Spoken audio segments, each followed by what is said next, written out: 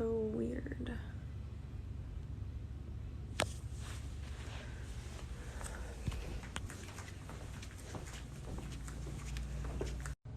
Okay. But all of the lights were creating like a weird strobe effect, like, you know, when you do like slow-mo. So not really sure why that happened, so I'm actually gonna turn them off, which is, yeah, we have a couple minutes, so I'll just kind of like talk about what I'm gonna be doing. But if you don't know who I am or follow my account and you're not here from the registration, I work at a small museum with a historic clothing collection, and I am going to be giving a virtual tour of the exhibit today because some people don't live close by and are interested in seeing the clothing. So if you want to stick around, we're going to be going through the entire exhibit, and I'll tell you guys a little bit about each dress. I'm just hovering on this one in the corner because it's the oldest one. So I'm just gonna wait 1 or 2 minutes because I have a few people who are registered for 4 o'clock, which is super exciting. It's my very first registered live. So yeah, I'm hoping that they get like a little notification. But let me know if you have any questions because I can read them, and if you guys have like a specific question about each dress, then I can go into more detail about it. I can also hover on, I have like a video playing outside with some dresses and clips, but we try to protect the dresses as much as possible. Hi, Max. Max is my brother. So yeah, it's 4 o'clock. This little video outside of our exhibit, when you walk up the stairs, was just put together by me and my assistant so that people could see what different dresses from different decades looked like. Our exhibit is 1860 to 1960, so we tried to find clips from videos that encompassed those years. This one would be like Edwardian, I forget what movie that is. But obviously we recognize Helena Bonham Carter, and this one's like 40s, I think. I think that's Lauren Bacall. Romance.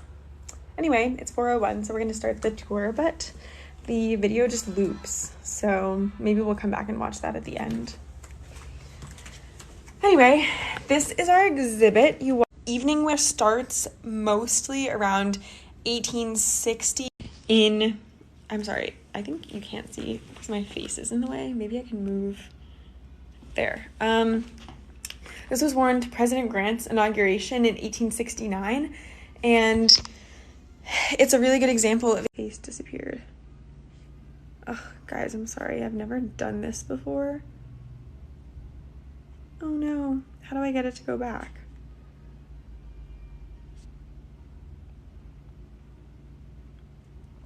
Dang, maybe I'll just have to talk. Okay, well, I don't have Wi-Fi up here. But this is the 1860s dress. You're gonna have to bear with me. This is my first live tour. So this is a picture from a newspaper of Grant's inauguration. The ball was held in 1869, and it was considered, the parade and this whole inauguration was considered grander than any of the other ones before it in scale and cost. So this was a pretty big deal in the 1860s. I can't see the picture of myself anymore. I was trying to do the dual screen, but this is just gonna have to do. So I don't know. I literally don't know how to, I'm not good at lives. At least I can flip the camera and tassel work. 1860s evening wear all had very short sleeves, and 1860s were known for their wide necks, 1840s, 50s, and 60s. We don't have the shoes that were worn with this dress, but a pair of slippers of matching or similar fabric probably would have been appropriate. And we actually have 2 petticoats underneath this dress because we didn't have an 1860s petticoat available when we dressed it for the mannequin. So it has a circular petticoat underneath and then an 1880s hoop on the back to hold the back of the skirt out, because 1860s is supposed to have like more of a slope and hold it out down. So yep, that's our 1860s gown, our earliest one. And then I'll show a close-up of the hat.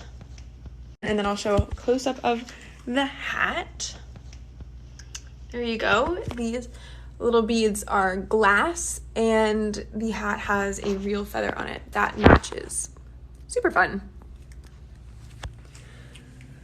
So, and wanted to, in this one that's a little skinnier and there's more emphasis on the back. I have 3 bars now, guys, so I'm so sorry. I don't know how to turn off the comments. This is my very first live where I do like this kind of thing. This dress is from 1875, around 1875. So I do apologize. I'm trying my best with this connection. And I hope it doesn't keep cutting out on too many interesting things. But yeah, so this is our 1875 dress. And it has these beads on the front, which are either glass or jet. I believe they're glass, but we do have a dress with jet beading on it, which I will show you in a bit. And she has a lot of this intricate pleating on the front too, which is really cool. The petticoats underneath this dress are also hooped, but this one is actually a little bit harder to show. I can show on a different one. The dresses are a little bit stiff and these ones are heavier, so it's harder to lift up the skirts by myself. This dress does have a super tiny waist. She is very skinny, but I would like to mention that the collection at the museum does have a large variety of sizes and shapes in it, which is kind of cool. And I will be showing a larger size dress. So it just goes to show that people in the past also had very different body types.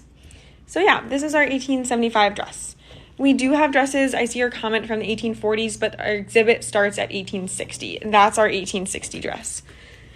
These are the 3 dresses from the 1880s. You can see that yellow one over there and this blue and green ones. Hello, Tom. I'm giving a tour of our evening gown exhibit right now. Tom is my friend from England, so he's viewing from very far away. This blue one is from 1880, and it was donated by a New Canaan resident. Although the original owner is unknown, we have the donor's name. What's interesting about this dress is that the beadwork stops right here. So we think that there is a drape that's actually missing from this dress, as well as some passementerie missing from here, because it's uncommon that the laces would have been exposed. So this dress is kind of interesting because it's potentially missing some pieces. So kind of cool. But the back of this dress is cool too, because it has a nice cascading bustle without a train. And these 3 dresses actually have beautiful bustles because that was a prominent feature in 1880s fashion. I think this dress looks a little bit like Elsa from the Disney movie Frozen, and this dress looks like Anna, which is kind of cool because they're right next to each other. So if you can get a sense of what they look like together. This dress is actually super important, and it's probably one of the most important dresses in our collection. And if you know historic fashion, you might recognize the name Charles Worth. Here we are. Say hi. And this is a Worth dress. So during our research for the exhibit, we actually discovered in our records a note that said like green dress, super bad condition, deaccession, poor quality. And we were like, you know what, we might as well just like take a look at what this dress looks like just to check. And we opened up the box and we saw this absolutely pristine gown in perfect condition. I will show the back because it's also amazing. But when we condition, I will show the back because it's also amazing. But when we opened up the dress on the inside, it said, and we have 2 bodices. I'll actually show you what the second one looks like. I have a picture. It has, but this one has sleeves, and then it has a beautiful beadwork kind of embroidery on the front. It laces up the front. You can kind of see it's a little bit tucked in. We tried to hide it. And then this is the beadwork going down the side up close, and it's in almost perfect condition, which is crazy. And then this is the beadwork going down the side up close, and it's in almost perfect condition, which is crazy. This dress is from around 100 years, and there's nothing that anybody can do about it. It's the way that they treated the silk when they were selling it back then. So that is unfortunate, but the rest of the dress is in pretty good condition. And then this is the back. I know somebody wanted to see the back. The back is a triple tiered bustle, and only the right side has these yellow ribbons that match the front and the bottom trim, which is kind of cool. I think that you can see the back better in the mirror, so I'm gonna try and show the back right here. It's my favorite part. I absolutely love this dress. And I'm actually gonna show what the second bodice looks like. This is my secret closet with extra pieces in it. But this is the second bodice. We just thought that the one with the sleeves actually had, it had more of a wow factor because of all the sparkles. So this is the one that we picked for the show, but that one also goes with it. It's the same green, it's just a little bit sexier. It's got short sleeves. So there you go. That's our Worth dress. I could talk about this one for hours, but we'll move on for now because we only have 1 hour. And then this is actually what we would consider in our collection to be plus size. And I know everybody thinks, oh my gosh, she looks so tiny. She would have been wearing heavy shapewear under that to achieve the fashionable silhouette of the day. But this dress in particular was actually much bigger than any of the mannequins that we had, which tells you that it's just a different size from something that might already fit on a mannequin that we have. So we ended up building out a mannequin to fit this dress.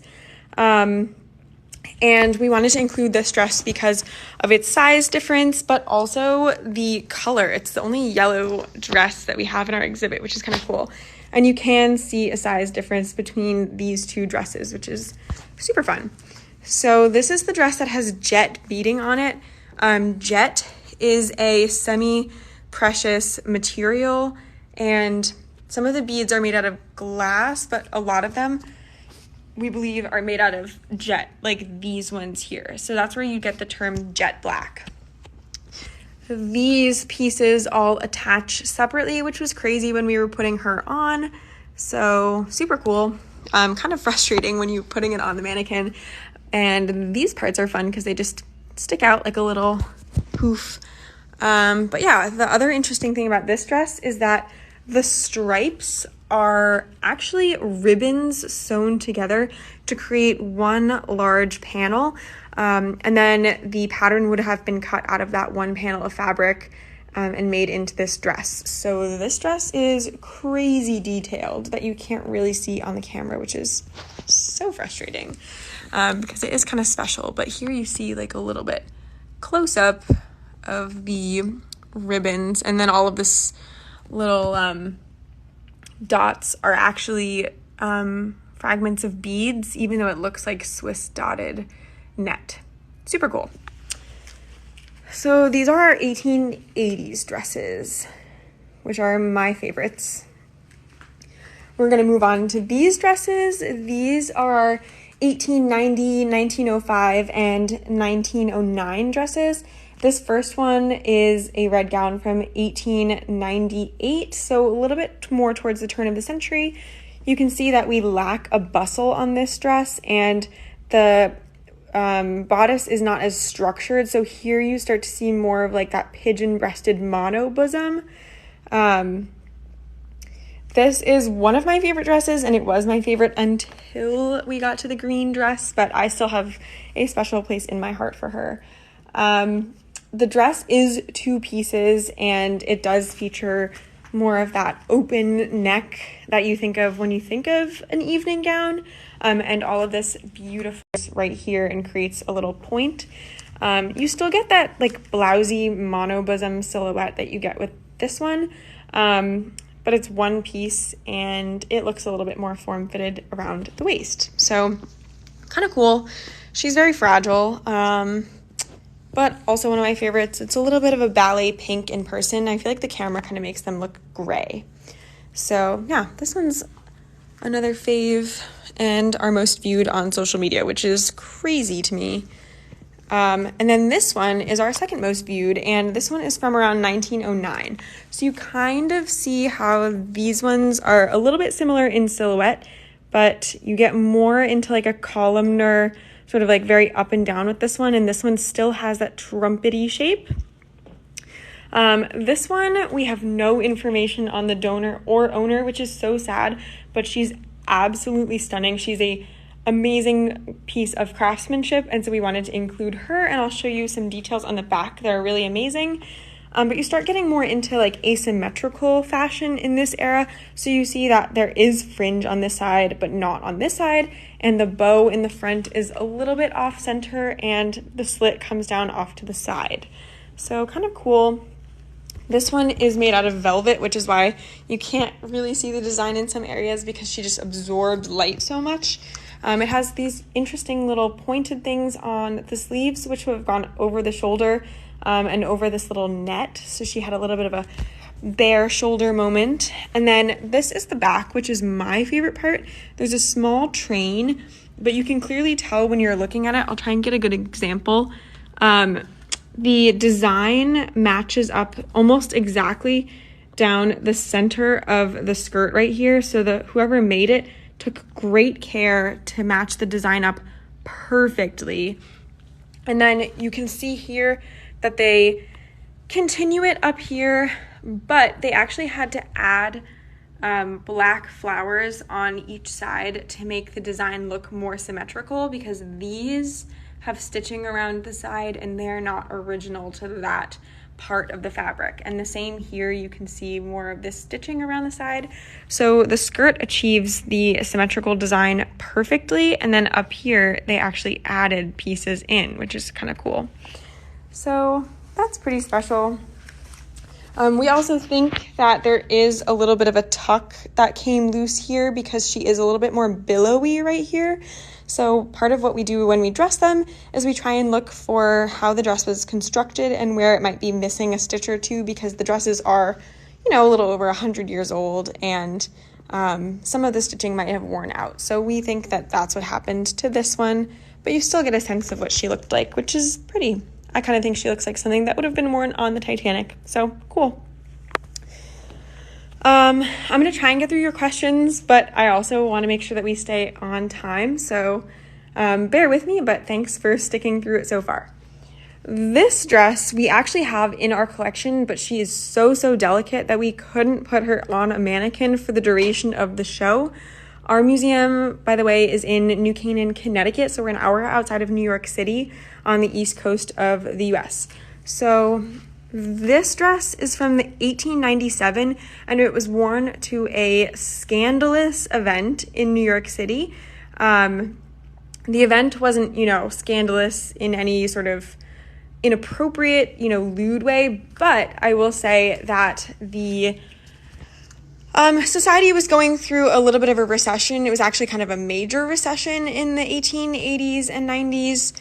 And this woman, Mrs. Cornelia Bradley, decided to host what is now known as the the Bradley Martin Ball of 1897. It was one of the last balls of the Gilded Age. So this is Mrs. Cornelia Bradley Martin here, and here she is again with her guests. Our donor wore this dress. Our donor wore this dress. So she was Carolyn Lydia Goodridge, and she was a young lady at the time of this ball, but the ball was scandalous because New York was going through a recession, like I said, actually the country, sorry. And Mrs. Cornelia Bradley Martin decided to throw a ball that would end up costing $9 million in today's money to put on, which was absurd at the time. The thought process behind this was that she would kickstart some of the economy and give back to those who needed it. So the thought process was there, but the execution kind of missed the mark. Because she did encourage people to buy locally, she bought all of her flowers locally. She got all of these people to come help set up. She sent out invitations super late so that people would not be able to buy their clothes in Europe. They had to source them locally. But she also ended up submitting and feeding information to the newspapers, which people were very angry about. They thought it was a big publicity stunt and it wasn't really for the good of the economy. And so ended up being very scandalous. All of the churches were talking about it, and people had a lot of opinions. The year is 1897, so we're a little bit out of the chronological order. And the theme was 16th and 17th century attire. So that's why you see all of these people dressed in what look like kings and queens of Marie Antoinette's period. Our hostess was dressed as Mary Queen of Scots.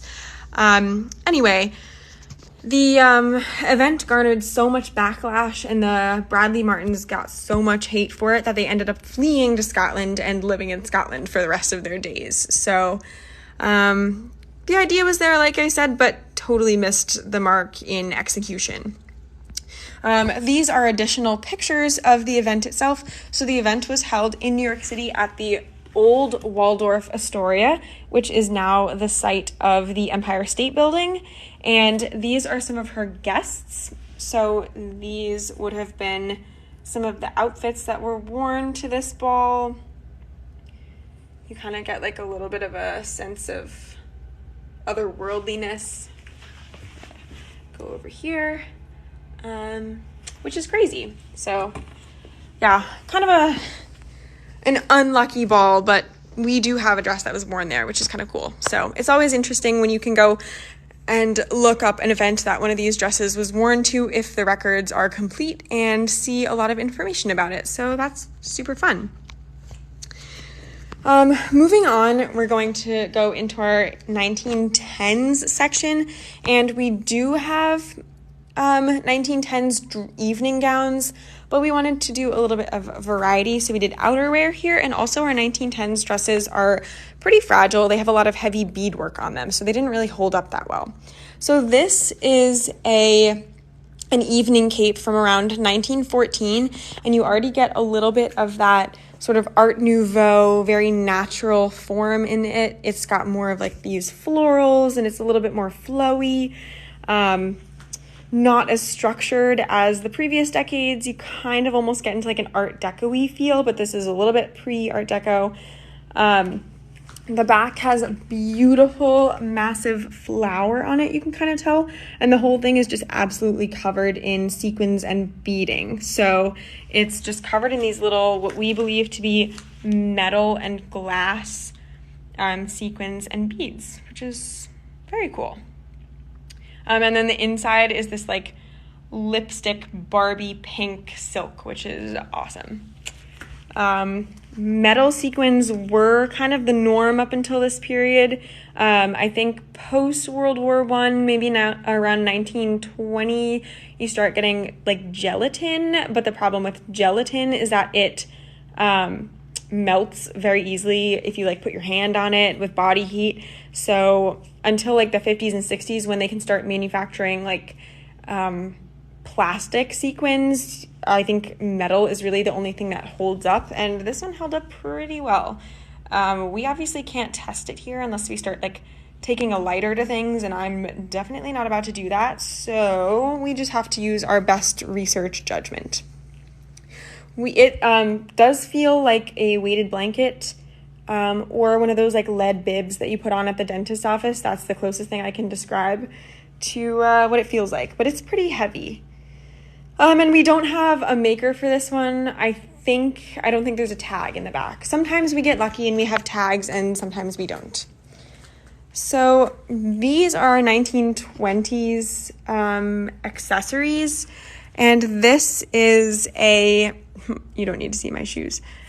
This is a 1920s purse. It's from the Medallion Manufacturing Company, which was founded by a Turkish immigrant in 1906. The company was known for their super I can't even get my feet out of this. The company was known for their finely crafted metal mesh products, including purses, using a device that was patented by their owner, whose name was Sahatiel. And a lot of his purses reflect Turkish designs, which is kind of cool. So a Turkish immigrant, and he was able to use his culture to inspire his designs. So I'm going to be actually making a video on this one soon because we just photographed it for our permanent collection, which is awesome. But yeah, it's beautiful. And it's tiny, and these would have been very popular. So super cool. You could probably put like a little compact in there. This is a 1920s headband. So this is like a rhinestone sort of flapper headband, what you think of. And this is a still from one of the 1920s movies. So you can see the movie actress has a 1920s headband. I don't remember her name off the top of my head, so I won't linger on that one. But kind of cool to see it in like a real example of the 20s and our version here. So that's kind of cool. This is our 1920s dress. And while we were photographing for the exhibit, we realized that our 1920s dresses cannot withstand the weight of a mannequin for the duration of the show because they used a lot of beadwork and light chiffons in the 1920s, which is not conducive for a long life. So we ended up actually putting her flat in a box. But this is what she looks like in the photo. And this dress is actually unique because 1920s dresses don't usually feature fringe. Fringe is a 60s revival of what we think a 1920s dress would look like, but most often based off of research, photographs, and what we have in our collection, we know that 1920s dresses mostly just featured heavy beadwork. This one is unique because it has beads and fringe.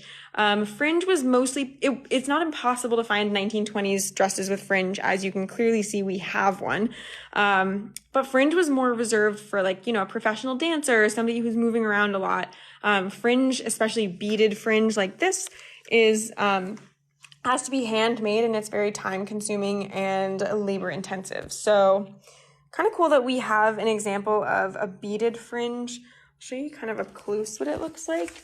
You can see each piece it kind of alternates between like little strings of beads and then these flat pieces that have sequins on them.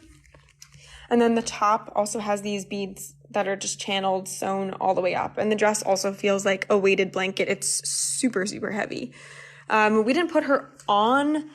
You can see that she's literally just resting on the top of the form. Kind of cool. But yeah, she's really beautiful. All of our 1920s dresses just have super weak shoulders. But me and my assistant, we took pictures of all of the 1920s dresses, which we have in our slideshow over there. So I'll show you a little bit of those too. But yeah, think of Gatsby. This is gorgeous. Definitely one of my faves. We're going to move into the 1930s now. So this is the 1930s dress that we decided to have displayed. This is a perfect example of 1930s fashion. 1930s is when you kind of get that bias cut innovation coming in. So the lady who's responsible or credited for the bias cut is a lady named Madeleine Vianney. And she, really took the lead on bias cut dresses and bias cut fabrics. So basically what bias cut is you take your fabric and it's woven at a 90-degree angle like this, and you turn it kind of at a 45-degree angle so that that fabric kind of stretches, and you get this very figure-hugging effect.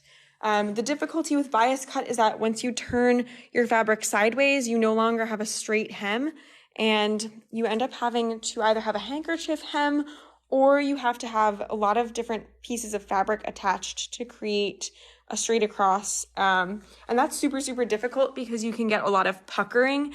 And this dress has little to no puckering along the seam, which is amazing. So clearly whoever made this had a really, really talented eye and was able to achieve that almost perfectly. Bias cut dresses, especially silky, slinky ones like this, were popularized by Jean Harlow. Jean Harlow was a film star in the 1930s, pre-code Hollywood, which is before they actually put rules into place on what you could and couldn't do on camera. So she was often wearing these very sensual, slinky dresses. And in the 1930s, a lot of people were using the Hollywood starlets on the screen as inspiration, especially during the Great Depression. And so they would see them on screen wearing something and want to replicate it in real life. So we have a picture of Jean Harlow in a similar dress that would have been the inspiration for something like this. I also think of this as like a Spectre dress because I think she wears like a dress this color in the James Bond movie more recently. So that's what I think of when I think of this dress. This is another example of 1930s dress, but a little bit later because you don't have as much of the figure hugging going on. It gets a little bit flared out. The gold part underneath is bias cut, but it has this net overlay with the gold flowers on top, which it makes it a little bit different from the other one. And you start getting more into this like flat across geometric strap situation, which kind of makes me think it's closer to the 40s. So same decade, but different execution, which is pretty cool, pretty neat. Before we get into these dresses, I'm going to talk a little bit about our children's clothes. We wanted to include a little bit about what small children would have been wearing for fancy clothes. I don't think that they would have been attending a lot of these evening parties, but that's not to say that kids didn't have fancy outfits. So we have an example of a little dress from the 1920s, and it's made out of purple velvet. You kind of can't see, there you go. Purple velvet, and then the buttons are actually wood. Let me see if I can get it to focus. Maybe not. Wood with metal around, and then these little flowers on the top, which is really pretty. It's very sweet. She has a little bit of a drop waist going on, and then a little pocket over here, which is kind of fun, and the little pleats around her skirt. And then the similar one for the boys is, we don't actually have a date for this one, but it's called a Little Lord Fauntleroy suit, which was popular for little boys between the 1880s and kind of around the 1920s when they start to die out. So this is a Little Lord Fauntleroy suit. It has the short pants, the matching cuffs and collar, and the matching jacket and trousers. So this is essentially a kind of a simple version of a Little Lord Fauntleroy suit. Actually, if you look up pictures online, they get crazy. And if my mom is watching, I always think of Aunt Gretchen. She could probably put one of her kids in one of these, and I wouldn't have batted an eye. So, yeah, that kind of is a fad from the early 20th century and the late 19th century. But they're really cute, and you can kind of see the size of them next to like a regular dress size, and they're super tiny, super cute. So these ones are actually really special. These are Fortuny dresses. Fortuny was a designer who was based in Venice in the 20th century, and he's actually a super, super famous designer. And these are three of his most famous design, the Delphos dress. And the Delphos dress is notable because of the tiny, tiny pleats that it's constructed with. So you can see here that the whole dress is just a series of very fine pleats, hand for scale. The interesting thing about these is that the fashion house still exists in Venice today, but the way that they make these pleats is still a closely guarded secret. And I see people are kind of shocked that we have three. We actually have 4 Fortuny dresses. We have another white one, but it has sleeves and it looked weird on a mannequin, so we didn't include it. We have 4 Fortuny dresses and a Fortuny coat. And the coat I'll show you at the end. It's in the slideshow. So these dresses are famous. They're called the Delphos gown because the designer is in Venice. They're also finished off, they're finished off with these little Venetian glass beads. And the interesting donated together. So the two white ones that we have were donated together, and then the blue and the red one were donated together. So that is just crazy to me because these dresses are super famous, and the fact that we have 4 of them that were donated separately is wild. This is one of the owners of the dresses. Her name was Hallie Shepherd, and she lived locally in Norwalk, and she passed away, and her family friends, the Gores, actually donated the dress to us. And the Gores are notable because if you live in New Canaan, you'll recognize the name from the Gores Pavilion, which is at Irwin Park. And it's a mid-century modern pool house, which is kind of cool. So she is one of the owners, Hallie Shepherd, of one of the Fortuny dresses. So yeah, the pleats, I don't know if I mentioned this, but the closely guarded secret has not been shared, but fashion historians think that it's created by pleating the dresses and then rolling them through like hot rollers. The way you store a Fortuny dress is you twist it up and then you roll it in like a little spiral, and then people would carry them around in like hat boxes, which is crazy.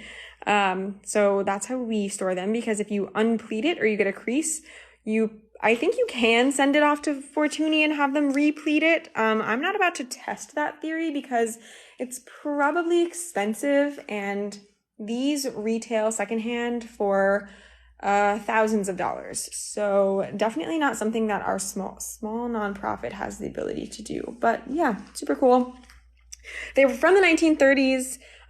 So he was famous sort of in that era for these dresses, 1920s, 30s. They were a little bit scandalous because, as you can see, they kind of leave nothing to the imagination. So they would have been worn in the evening for entertaining guests at home. So kind of cool thing. And I'll show you, these two have like little beads on them and that one doesn't. So this one has these little beads on the side. Simple construction, beautiful dress. Yeah, cool. So these are our 1950s dresses. You'll notice we don't have 40s on display. We kind of lack some 1940s dresses in our collection for evening wear. We have some. They're in the slideshow. Oh, that's our Fortuny coat. But yeah, they're not as interesting, so we just skipped and went to the 50s. And I think that's probably because people weren't wearing that many evening dresses in the 40s anyway because of World War II. So there you go, a little bit of context. This dress was actually a last-minute addition to our show. So it didn't exist in our collection until about a couple weeks before the show opened. Somebody actually donated it very last minute from a family friend who was moving to Florida. And the designer is actually Ceil Chapman, and that's a pretty notable designer from the 20th century. So Ceil Chapman was a famous woman designer who designed for people like Aretha Franklin, Grace Kelly, Elizabeth Taylor, Marilyn Monroe. So it's pretty special that we have this dress. The dress is purple underneath, and then the ruffles are like a navy to give that sort of contrast. And then this blue piece on top is actually connected all the way in the back. So you can kind of see that it connects in the back, and it has like a little bit of a leaf design going on. And then these little white balls are squishy, which is kind of fun. So once we had accessioned her, we actually popped her right in the show because she complemented it quite nicely, and we're very lucky to have this designer in our collection. This is a more local brand. This is a Susie Perrette dress. The dress was bought in Stamford, which is about 20 minutes away from here. And there's actually an ad in the newspaper, the local newspaper, from 1953, which has almost the exact dress on the cover. You can see a little bit of the gathered sleeves here and the V-neck, and you see some gathered sleeves here and also the V-neck. So that's kind of fun. Susie Perrette, the goal of Susie Perrette was to sell affordable evening wear dresses, and this one would have retailed for about $200. So that's pretty good considering like, you know, those ones are thousands. So kind of cool.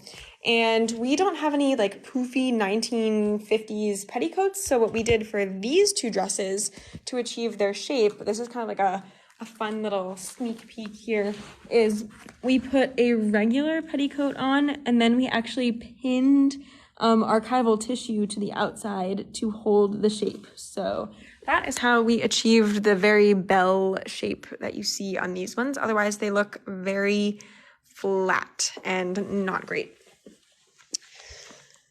These are our 1960s dresses, so we're kind of coming to the end here. This tuxedo, I will point out, is 1920s, but we didn't have space for it in the 20s section. And also tuxedos are pretty timeless, so we put him there, but that is my little disclaimer. This is a 1960s dress that has a matching coat. I just noticed that she's like falling off, so I had to adjust that for a second. But this is a Princess Galitzine labeled dress in collaboration with Lord and Taylor. Princess Galitzine was a Russian refugee from the 1917 revolution. She grew up. So she was like a little kid when that happened. Her family fled to Italy. She grew up in Italy and became a fashion designer. And she's credited with the creation of palazzo pants, if you've ever heard of those. So the like super billowy pants.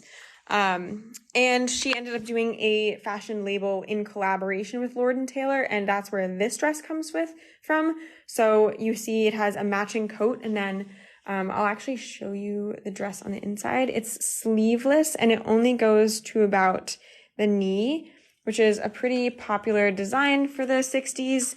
And a lot of dresses actually had matching coats with them, so that's kind of cool, but it's very different from this silhouette. So you see that there's a contrast between the silhouettes of the 1960s. This one is a little bit more traditional. She goes down to the floor. She has that little nipped in waist, and this one is more of like that swing style that you see coming out of the 60s.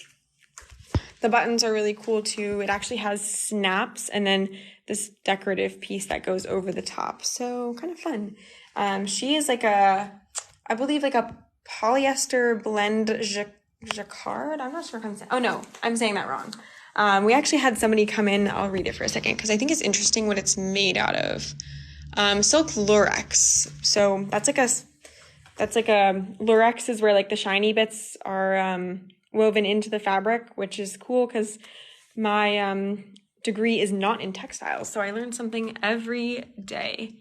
It's kind of a cool weave. I think in the 60s you start to get a lot more of these like synthetic fabrics because that was like a very new thing at the time, and it was very exciting. So yeah, kind of cool. I also just realized within the past couple of weeks that these ones complement each other because that's gold and that's green, but with gold. So it's kind of transitional. So cool. This is our last dress. So this is actually a 1969 dress. It was worn to the woman's daughter's wedding, and she actually provided a picture. The daughter provided the picture from the wedding. So when we went through the records, we were able to find her information, and we contacted her. And she said, yeah, I actually remember my mom wearing that because it was for my wedding. So she sent us the picture, which is super cool. So this dress was actually worn in March 1970, which makes us think that it was bought and made in the late 1960s. And it is a good example of sort of that bohemian look that gets a little bit more into the 70s, so very transitional. Definitely different from the very traditional nipped in structured silhouette from previously in the decade. So I love this one because it also makes me think of Princess Leia or I Dream of Jeannie, which was popular during that decade as well. So I'll show you a little bit closer of the dress. One surprising thing about this dress is also that she's a little bit backless. So that's kind of an exciting moment for the mother of the bride. And this, found that out in the comments. It's pronounced Canaan. So there you go. And then we also have a fan wall. And I wish I could turn the lights on, but they were doing a little bit of a strobe effect. But these are not even half of the fans that we have in our collection. Turn your screen to the side to get the full effect, but we wanted to showcase the fans because these were a super popular accessory for evening wear throughout history. People have been using fans for thousands of years for various purposes, and we have a lot of beautiful decorative ones in the collection, which is super cool. So I can show some of them up close. I wish I could turn the light on, but you'll have to bear with me. We'll start at the top. We have this beautiful pink feather fan, which is kind of fun. I don't have information on each fan specifically, but I can just go through and kind of show you what they looked like.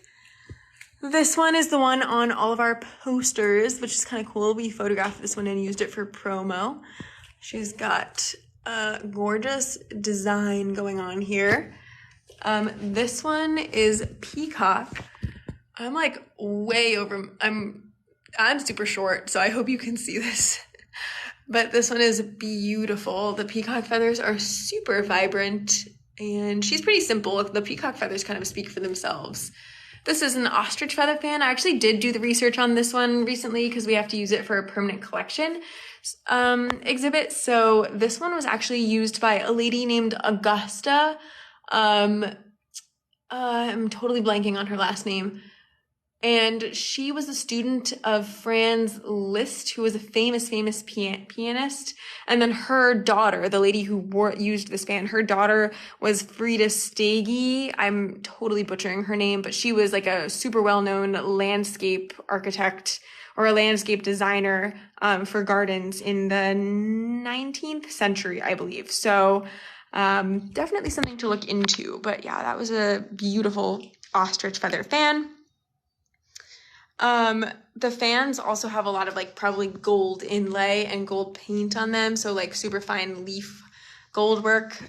This one also has peacock feathers and a little bit of a hand painted moment. So these white things are actually white feathers. And then somebody clearly painted a little scene on the top. You can see here the feather is actually separating a little. You worked for Frida Stegi in high school? I didn't know that. That's her mom's fan. That's so cool.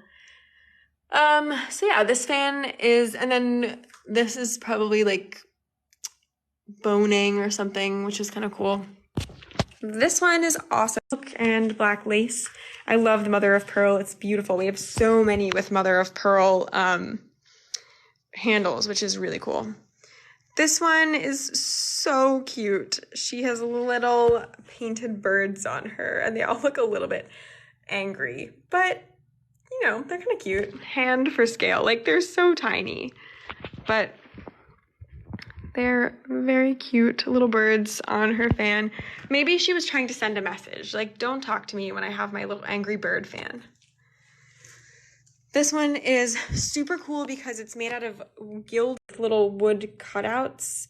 You can see like behind that it's all see-through, and it has like the little gold sequins on it too. So the overall effect when you have like that glitter, no, you really can't. There you go. Painted flowers with a little bit of a metallic and she's very sparkly. Kind of see right there. This fan has a lady on it with fringe, very art deco, probably from the 20s and 30s. This slideshow is to include all of the dresses that we wanted to use for the exhibit but couldn't fit on a mannequin because we didn't have enough mannequins, or might have been super fragile. So a lot of our 20s dresses are in this slideshow. People are saying it's lagging. So this is like a good place to kind of pause and, yeah, a good place to pause and reconvene. I think I have Wi-Fi again because I'm more towards the front of the building. How's it going? Yeah, so this is one of my favorite dresses in the collection, but it also has a lot of like lining missing, which you can't see from here. She was super fragile, but she was like a mermaid. So, and then this is an example of a 1940s evening gown. So we couldn't really put her in the show because we don't have as much information on her, and she wasn't as vibrant as some of the other ones, but we wanted to include her virtually. Still one of my faves. That's a coat from the 1940s.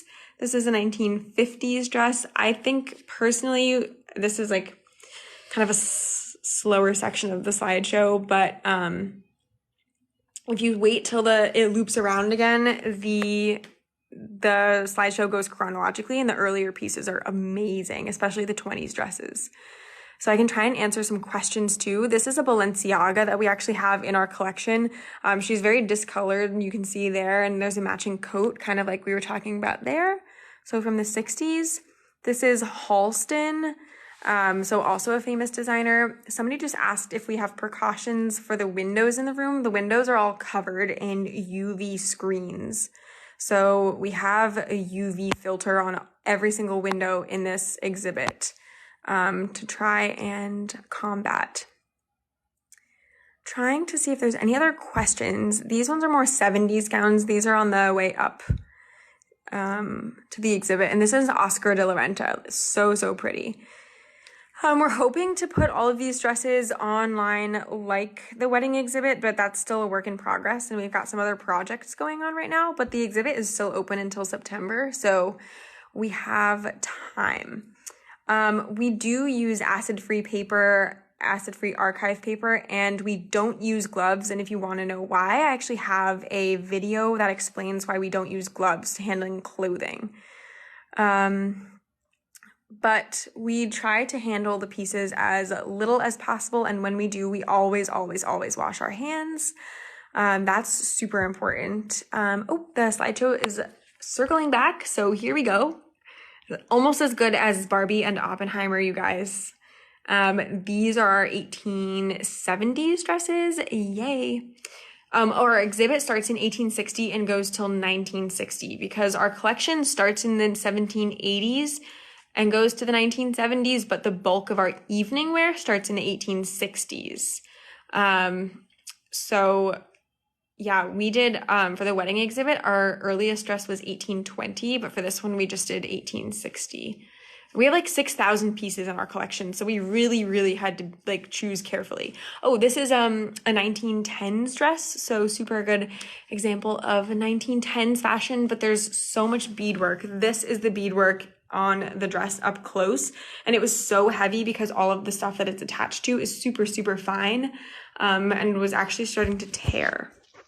We are located in New Canaan, Connecticut, about an hour outside of New York City and on the east coast of the US. I went to school in Scotland, and some people didn't know where Connecticut was, so I always like to include that, just in case. Connecticut's pretty small though, so understandable. The beadwork in the 1910s would have definitely been done by hand. And somebody just asked if we're doing a picture archive. These photos were all taken by me and an assistant, and they are going into our database, and we have a lot of them on our website right now. The exhibit is not traveling because that takes an insane amount of effort and money that we definitely don't have. So if people want to donate, I'm not allowed to solicit money online, but you didn't hear it from me. We have a donate button on our website. But basically, it's just very expensive and dangerous to move a lot of these dresses around. So if you want to see it, you can come visit in New Canaan. We're open until September. The exhibit is up until September 28th. And we are hoping to have an online version after it comes down, just like the wedding one online. So I hope it doesn't cut me off at 5 because this is supposed to go from 4 to 5, but supposedly we have a minute. So yeah, we'll see what happens. Because the slideshow is still going. If it does, thank you guys for joining me. This was super exciting, and I know we had technical difficulties in the beginning, but I think it went really well, so thanks for being such a good audience. And stay tuned for more super cool videos. The website is nchistory.org. It's New Canaan Historical Society and Museum. You can find it in my bio on TikTok. All of that information is linked online. This has been the longest minute. Oh, yay. Okay, it's 5 and it's not kicking me off. So that's pretty good. Unfortunately, I can't go live again because the museum actually closes at 5 and hi, Juliet. Guys, Juliet was my intern. Today was her last day and she was amazing. So give her some love in the comments because I'm going to miss her a lot. I think it's because this one went really well, I can schedule another live exhibit tour in a couple weeks. The exhibit is open until September, so I can definitely do another one of these. So yeah, just stay tuned on my page because now I know I can schedule these in advance, which is great so that people can put them in their calendars. This was like my trial run. So yeah. Thanks for joining me, guys. But I'm definitely gonna have to go now because the museum is closing and I can't let Mike stay over, my poor coworker. This is gonna be the last exhibit for a while in terms of clothing. I will just end on this because the museum is doing some renovations and we can't have clothing up while there's dust flying around. So definitely come see this one if you can in person, especially if you loved the Met Karl Lagerfeld Chanel exhibit and or missed it, because this one is, in my opinion, equally as go on the website too for the future. So yeah, thank you everybody and have a nice weekend.